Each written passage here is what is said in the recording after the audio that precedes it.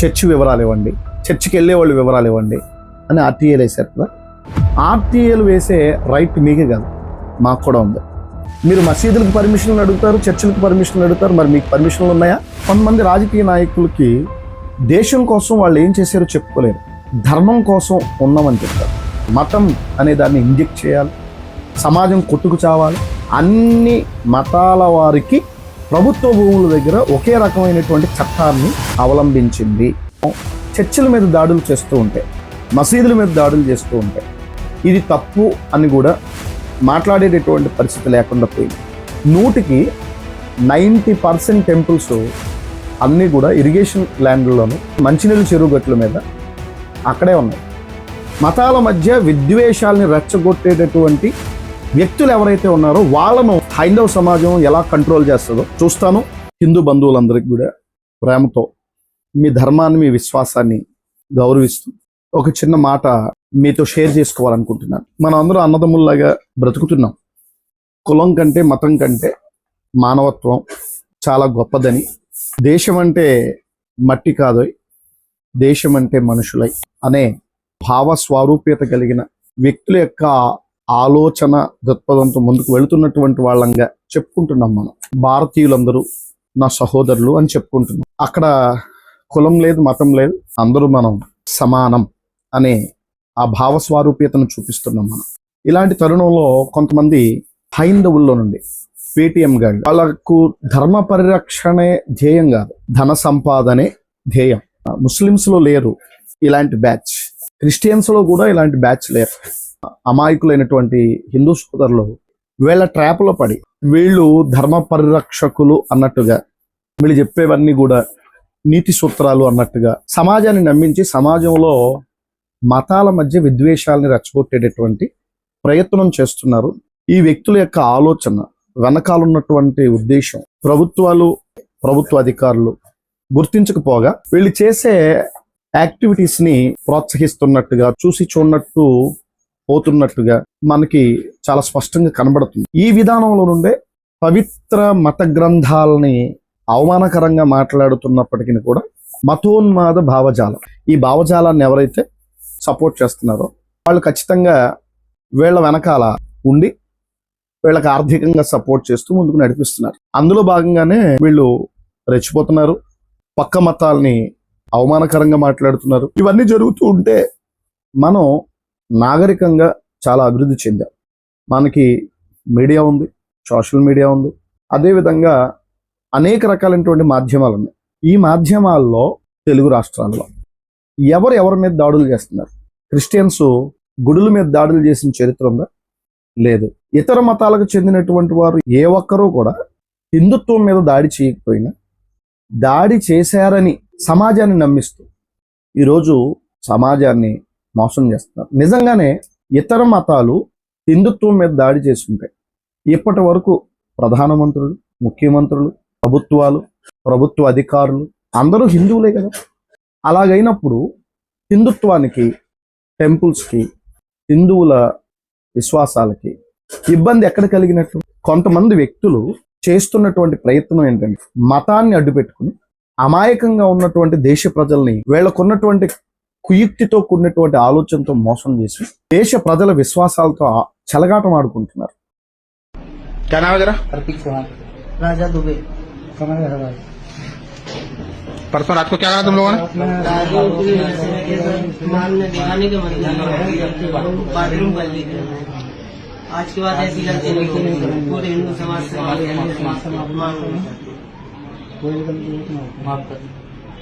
కొంతమంది రాజకీయ నాయకులకి దేశం కోసం వాళ్ళు ఏం చేశారో చెప్పుకోలేరు, కానీ వాళ్ళు ఏం చెప్తారంటే ధర్మం కోసం ఉన్నామని చెప్తారు.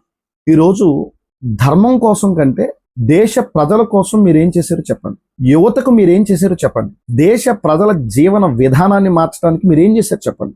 భారతదేశం అత్యధిక జనాభాతో నిండి ఉంటే మన పాపులేషన్ని, చైనా పాపులేషన్ని చూసుకుంటే చైనా కూడా అధిక జనాభా కలిగినటువంటి దేశం. ఆ దేశం ఏ స్థాయిలో ఉంది, మన దేశం ఏ స్థాయిలో ఉంది ఒకసారి ఆలోచించుకోండి. వాళ్ళు యువత భవిష్యత్తు మీద దృష్టి పెట్టారు. మన దేశం యువత భవిష్యత్తు మీద దృష్టి పెట్టకూడదు, నాగరికంగా అభివృద్ధి చెందకూడదు. డబ్బు సంపాదించుకునేవాడు వాడి పిల్లలు తరతరాలు వాళ్ళే మంచిగా ఉండాలి, మిగతా వాళ్ళు జ్ఞానానికి దగ్గరగా వెళ్ళకూడదు. అలా దగ్గరగా వెళ్లకుండా ఉండడానికి మతం అనే దాన్ని ఇంజెక్ట్ చేయాలి. ఆ దృక్పథంలో సమాజం కొట్టుకు చావాలి. వీళ్ళ పిల్లలు ఉన్నత శిఖరాల మీద ఉండాలి.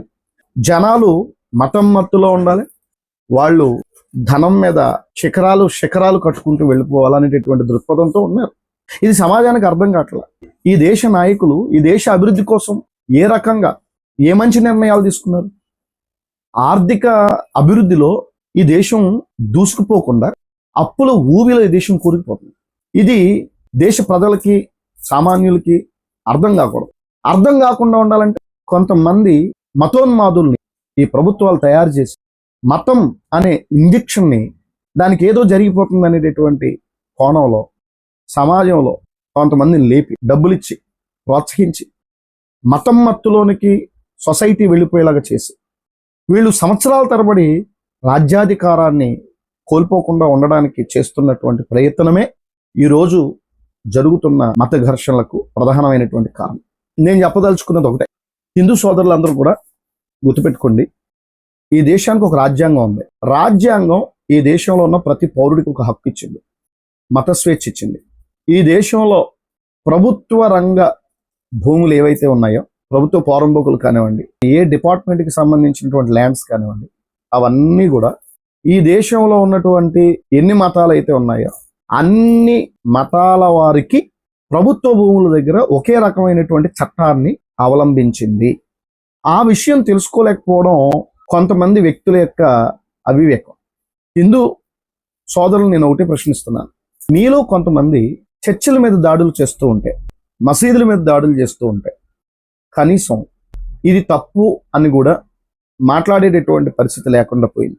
కొంతమంది గ్రామాల్లో దాడి చేస్తూ ఉంటే గ్రామ స్థాయిలో ఉన్నటువంటి నాయకులైనా అలాంటి వారిని కట్టడి చేయాలి. కట్టడి చేయకపోగా వాళ్ళని స్వేచ్ఛగా వదిలేస్తే ఏమవుతుంది? మతాల మధ్య సమస్యను సృష్టించడం అవుతుంది కదా. అలాంటి వ్యక్తులు కొంతమంది ఉన్నారు. అలాంటి వ్యక్తుల వల్ల ఈరోజు సమాజంలో అశాంతి నెలకొంటుంది, విద్వేషాలు నెలకొంటున్నాయి. నేను ఒకటే చెప్పదలుచుకున్నాను, హిందూ సోదరులకు నేను చెప్తున్నాను, మా చర్చిల మీద ఆర్టీఏలు వేశారు. పర్మిషన్లు ఉన్నాయా, ఏ ల్యాండ్లో ఉంది, పాస్టర్ సర్టిఫికేట్ ఉందా, అది ఉందా, ఇది ఉందా అని చెప్పేసి పాస్టర్ కుటుంబ వివరాలు ఇవ్వండి, చర్చి వివరాలు ఇవ్వండి, చర్చికి వెళ్ళే వాళ్ళు వివరాలు ఇవ్వండి అని ఆర్టీఏలు వేశారు కదా. ఆర్టీఏలు వేసే రైట్ మీకే కాదు, మాకు కూడా ఉంది. ఇలాగా ఆర్టీఏలు వేసినటువంటి వాళ్ళని మీరు నివారించలేదు కాబట్టి, పరోక్షంగా మీరు సపోర్ట్ చేస్తున్నట్టుగానే ఉంది కాబట్టి ఈరోజు నేను కూడా ఆర్టీఏలు ప్రిపేర్ చేశాను. కొంతమందికి తెలియనటువంటి విషయం ఏంటంటే, ప్రభుత్వానికి చెందినటువంటి భూముల్లో, పొరంబోకుల్లోనైనా, ఇరిగేషన్ ల్యాండ్లోనైనా, ఎక్కడైనా సరే మనం కాలువల్లో అయినా సరే పిల్లర్లు వేసి గుళ్ళు కట్టేయచ్చు, మనకు ఆ రైట్ ఉంది. ఇతర మతాలకు చెందినటువంటి వాళ్ళకి ఆ రైట్ లేదు, అందుకే వాళ్ళు మాట్లాడలేకపోతున్నారు, అందుకే వాళ్ళు ముందుకు రాలేకపోతున్నారు అనేటటువంటి ఆలోచనే కదా మీకుంది. అసలు ఏ మతానికి చెందినటువంటి గుడినైనా ఇరిగేషన్ ల్యాండ్లో కట్టకూడదు. ఇది మీకు తెలియదు కదా. మీకు తెలిసేలాగా నేను చేస్తాను. ఎందుకంటే మా చర్చిల వివరాలు అడుగుతున్నారు ఎవరు? కొంతమంది ఈ పేటిఎం బ్యాచ్ గాళ్ళు ఉన్నారు కదా, వాళ్లకు తెలియాలి, మీకు తెలియాలి. గుడిని కానీ, మసీదుని కానీ, చర్చిని కానీ ఇరిగేషన్ ల్యాండ్లో కట్టకూడదు, రోడ్డు పోరంబోకులో కట్టకూడదు. ఒకవేళ ఈ అంశం మీద చట్ట ప్రకారంగా ఎవరు ముందుకెళ్ళినా ఇరిగేషన్ ల్యాండ్లో కట్టిన చర్చినైనా, గుడినైనా, మసీదునైనా కూల్చివేయవచ్చు అనే వాస్తవాన్ని నేను బయటికి తీసుకొస్తాను. నేను కూడా ఆర్టీఏలు వేస్తున్నాను మా ఆర్గనైజేషన్ ద్వారా. ఇప్పుడు నేను ప్రిపేర్ చేశాను. ఇప్పుడు మేం ఆర్టీఏలు వేస్తే ఏం జరుగుతుందో తెలుసా అండి? 100కి 90% టెంపుల్స్ అన్నీ కూడా ఇరిగేషన్ ల్యాండ్లోను, అలాగే పోరంబోకుతోను, మంచినీళ్ళ చెరువు గట్ల మీద అక్కడే ఉన్నాయి. గౌరవ హైకోర్టు కానీ, సుప్రీంకోర్టు ఇచ్చినటువంటి ఆర్డర్స్ ప్రకారంగా మంచినీళ్ళ చెరువు గట్ల మీద కానీ, ఇరిగేషన్ పోరంబోకుల్లో కానీ, కాలువల్లో కానీ, మురుగు కాలువల్లో కానీ ఉన్న గుడైనా, చర్చ్ అయినా, టెంపుల్ అయినా, ఏదైనా గౌరవ హైకోర్టు, సుప్రీంకోర్టు నియమ నిబంధనల ప్రకారంగా వాటిని వెంటనే డిస్మాంటిల్ చేయాలి. కాబట్టి మీరు మాట్లాడితే చర్చిల మీదకి దాడులు చేయడానికి వస్తున్నారు, పాస్టర్ల మీద దాడులు చేయడానికి వస్తున్నారు. అంటే మేము మౌనంగా ఉండబట్టే కదా. మేము కూడా యాక్షన్ ఆఫ్ ప్లాన్లోనికి వెళితే ఇప్పుడు మేము ఎలా సఫర్ అవుతున్నామో మీరు కూడా అలా సఫర్ అవుతారు కదా. దీనికి హిందూ సమాజం ఏం చెప్తుంది, అధికారులు ఏం చెప్తారో, ప్రభుత్వాలు ఏం చెప్తాయో సమాధానం. నేను వేసే ఈ ఆర్టీఏల ద్వారా, నేను చేయబోయే ఈ న్యాయ పోరాటం ద్వారా మతాల మధ్య విద్వేషాలని రెచ్చగొట్టేటటువంటి వ్యక్తులు ఎవరైతే ఉన్నారో వాళ్ళను హైందవ సమాజం ఎలా కంట్రోల్ చేస్తుందో నేను కూడా చూస్తాను. ఈ అంశంలో మాకు మత వివక్ష లేదు. మేము మీ విశ్వాసాన్ని గౌరవిస్తాం. ఇప్పటిదాకా మేము మీ దేవాలయాల మీద ఆర్టీఏలు వేయలేదు కదా. మా దేవాలయాల మీద వేశారు, మా కుటుంబాల మీద వేశారు. అలాంటి వ్యక్తుల్ని మీరు సపోర్ట్ చేస్తున్నారు కదా. పాలకొల్లుకు చెందినటువంటి ప్రసన్న కుమార్ అనేటటువంటి వాడు మా చర్చిల మీద ఆర్టీఏలు వేస్తే అధికారులందరూ సపోర్ట్ చేశారు కదా, డేటా కలెక్ట్ చేశారు కదా. ఇప్పుడు నేనే వేస్తున్నాను. మీరు డేటా ఎందుకు కలెక్ట్ చేశారో నాకు తెలుసు. ఇప్పుడు నేను ఎందుకు డేటా కలెక్ట్ చేయాలనుకుంటున్నాను నాకు తెలుసు. ఇందులో నాతో ఎవరు కలిసి వచ్చినా కలిసి రాకపోయినా నేను నిలబడతాను, నేను ఫైట్ చేస్తాను. మీకు ఏ రైట్ అయితే ఉందో ఆ రైట్ నేను ఉపయోగించుకుంటే ఎలా ఉంటుందో మీరు కూడా చూద్దరు. కానీ అందరికీ నేనేం తెలియచేయాలనుకుంటున్నానంటే, రాజ్యాంగ ప్రకారంగా ఈ దేశంలో అన్ని మతాలకి ఒక చట్టాన్ని రాజ్యాంగం అమలు చేసింది. అన్ని మతాలు ఆ చట్ట పరిధిలోనే ఉన్నాయి. ఒకడు హిందూ అయినంత మాత్రాన, ఒకడు ముస్లిం అయినంత మాత్రాన, ఒక క్రిస్టియన్ అయినంత మాత్రాన ఒకరికి ఎక్కువ ఒకరు తక్కువ అనేటటువంటిది ఏం లేదు. అందరూ సమానమే. చట్టం దృష్టిలో అందరూ సమానమే. ప్రభుత్వ భూముల్లో గుడులు కట్టడానికి పర్మిషన్స్ ఉన్నాయా? ఇరిగేషన్ ల్యాండ్లలో గుడులు కట్టడానికి పర్మిషన్లు ఉన్నాయా? మీరు మసీదులకు పర్మిషన్లు అడుగుతారు, చర్చిలకు పర్మిషన్లు అడుగుతారు. మరి మీకు పర్మిషన్లు ఉన్నాయా? మీరు పర్మిషన్లు అడుగుతున్నారు అంటే ఇతర మతాలను మీరు ద్వేషిస్తున్నారు కదా. ఇప్పుడు మేము కూడా పర్మిషన్లు అడిగే విధంగా వచ్చింది అంటే ఆ భావన మీరు కలిగించినట్టే కదా మాకు. కాబట్టి మీ వాళ్లను మీరు కంట్రోల్ చేస్తారా? లేదంటే మేము కూడా ఇదే వేలో ముందుకెళ్ళి మా రైట్ను కూడా మేము ఎట్లా వాడుకోవాలనేటటువంటిది చూపిస్తాం. ఇప్పుడు మేము చేస్తున్నటువంటి ఈ ప్రయత్నంలో ఏ హిందువు యొక్క మనోభావాన్ని దెబ్బతీయడానికి అయితే ఈ ప్రయత్నం చేయట్లే. ఈ ప్రయత్నం ఎందుకు చేస్తున్నానంటే, మీకెంత హక్కు అయితే ఉందో మాకు కూడా అదే హక్కు ఉంది. ప్రభుత్వ పోరంబోకు స్థలాల్లో మీరు ఎంత గౌరవప్రదంగా భక్తి భావాలతో పూజలు చేసుకుంటున్నారో అదే భక్తి భావంతో ఇతర మతాలకు చెందినటువంటి వారు కూడా పూజలు చేసుకునేటటువంటి అవకాశం ఉంది.